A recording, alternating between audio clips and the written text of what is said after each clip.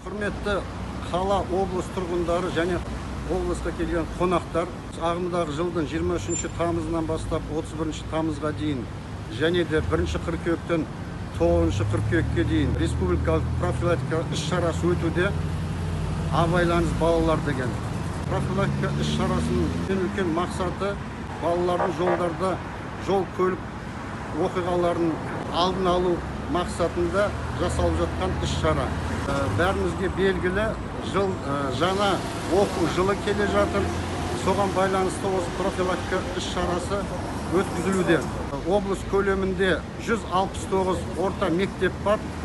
Мектептің айналасындағы жолдарды өкілетті органдармен әкімшілік полиция басқармасы, жергілікті полиция басқармасы және де атқарушы жергілікті органдармен, сосын мынау жолдарды күтіп ұстау коммуналдық мекемелермен бірге қосылып, осындай тексерістер жүргізіліп жатыр. Ол біріншіден мынау жаяу жүргінші өткелдерін тексеріледі, жаңартылады, жол қамбалары жаңартылып жатыр. Жалған осы тексеріс бойынша анықталған кемшіліктер болса, егер анықталса, атқарушы органдарға нұсқама жіберіледі. Соны кемшіліктерді жою туралы ол департамент полиция басқармасымен және де осы әкімшілік полиция басқармасымен бақылауға алынады.